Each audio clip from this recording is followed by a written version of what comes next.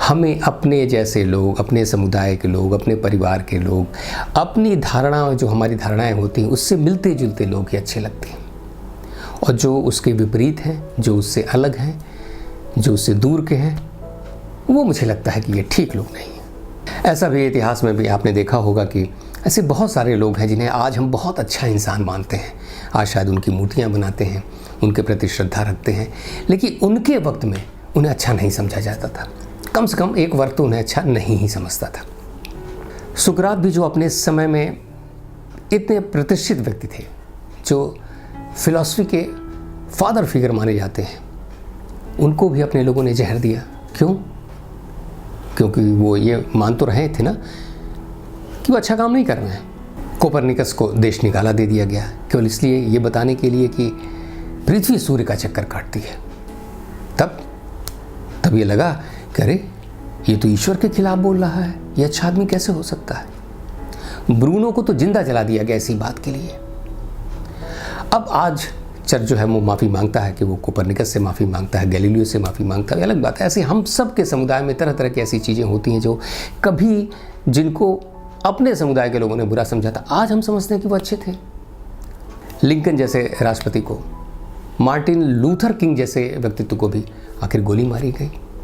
तो कुछ लोग तो थे ना जो उन्हें मानते थे कि वो सही नहीं है, वो सही नहीं कर रहे हैं, वो अच्छे व्यक्ति नहीं हैं, और कुछ लोग थे जो ये मान रहे थे कि वो अच्छा कर रहे हैं, वो बहुत अच्छे हैं। तो हम जैसे समुदाय में रहते हैं, जिस तरह की धारणाएं लेकर हम पैदा होते हैं, जिस तरह की परवरिश हमारी होती है, उस सब के हिसाब से हम तय करने लगते हैं कि क्या अच्छा है और क्या बुरा है, कौन आदमी अच्छा है और कौन आदमी बुरा है। और ऐसे में हमको जब दिखता है कि अरे ये हमारे जैसा जो व्यक्ति है, जो हमारे समुदाय का है और हमारे समुदाय के लिए अच्छा कर रहा है, उसके साथ कुछ ऐसा हुआ तो ये तो गलत है भाई, अच्छे आदमी के साथ गलत हो गया। आप में से कई सारे लोग कहेंगे कि अखिलेश ये सारे लोग तो राजनीतिक या सामाजिक क्रांति के हिस्सा थे, तो ऐसे में तो निश्चित रूप से कुछ कोई वर्ग उनके अगेंस्ट होता है, कोई उनके फेवर में होता है और ऐसी घटनाएं घट जाती हैं। लेकिन जो सामान्य रूप से अच्छे लोग हैं, जो जिनका इससे मतलब नहीं है, सामान्य पारिवारिक लोग हैं, सिंपल लोग हैं, जिनको इस सब से कोई मतलब नहीं, वो दयालु हैं, कृपालु हैं, अच्छे लोग हैं, उनके साथ भी ऐसा होता है। मैं एक आदमी को जानता हूँ जो बहुत अच्छा आदमी, सबकी मदद करता है और सबका ख्याल रखता है, लेकिन इसके बावजूद उसको डायबिटीज़ हो गई। अब लीजिए, अब यहाँ हमने क्या किया? अब यहाँ हम ये कर रहे हैं कि हम जो हमारे सांस्कृतिक नियम हैं उसको हम प्राकृतिक नियम से मिला रहे हैं। जो हमारे कल्चरल लॉ हैं उसके साथ हम नेचुरल लॉ, जो प्रकृति के नियम हैं, उनको एक साथ मिलाकर देखने की कोशिश कर रहे हैं। शरीर का स्वस्थ होना, डायबिटीज़ होना, बीमारी होना, ये नेचुरल लॉ के हिस्से में आता है। वो शरीर के प्रकृति के क्या नियम है उस पर आता है। अच्छा होना एक कल्चरल लॉ, मतलब एक कल्चर का हिस्सा है कि कोई अच्छा है या कोई बुरा है, पर हम अच्छे होने से प्रकृति के नियम को जोड़ देते हैं।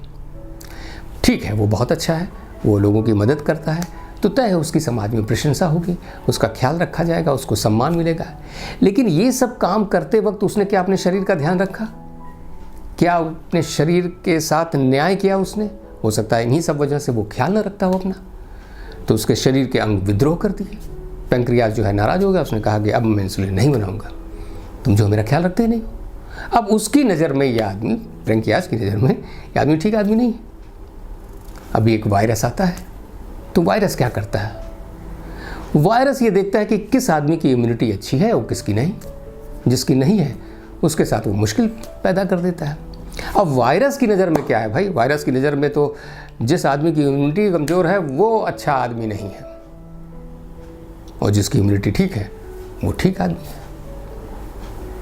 आप कहेंगे एक बात तुम्हारी अपनी जगह ठीक लगती है, लेकिन ये बताओ कि वो एक भला सा आदमी था जो सड़क पर जा रहा था अकेले, और एक शराबी आदमी आया गाड़ी चलाते हुए उसको उड़ा दिया। अब बताओ ये कैसे हुआ? फिर हमारी एक मुश्किल पैदा हो गई। फिर हम क्या कर रहे हैं? हम एक परिवार में पैदा होते हैं, परिवार एक समाज में होता है, समाज जो है एक देश में होता है, और उसमें बहुत सारी चीज़ें जो होती हैं वो एक दूसरे को प्रभावित करती रहती हैं। जैसे हम समाज को प्रभावित करते हैं, समाज भी हमको प्रभावित करता रहता है। अब सवाल उठता है कि हमने समाज कैसा बनाया है, हमने अपने सामाजिक नियम कैसे तय किए हैं? कैसे एक शराब पिया हुआ आदमी गाड़ी लेकर सड़क पर आ गया? ये गलती किसकी है? आप कहेंगे व्यक्तिगत उस आदमी की तो नहीं है। निश्चित रूप से व्यक्तिगत रूप से उस आदमी की नहीं है, लेकिन है भी, क्योंकि वो उस समाज का हिस्सा है। जहाँ बारिश हो रही है वहाँ अच्छा आदमी हो या बुरा आदमी हो, भीगेंगे तो दोनों, मुश्किल तो दोनों के साथ आएगी। तो अगर ऐसा समाज हमने बना रखा है तो ये मुश्किल पेश आएगी।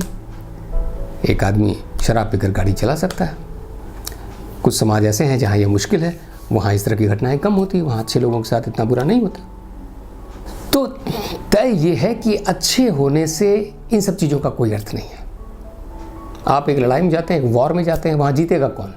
जो अच्छा आदमी है वो जीतेगा, कि जो स्किलफुल है, जिसके पास अच्छे वेपन्स हैं, जिसके पास अच्छी स्ट्रेटजी है, वो जीतेगा।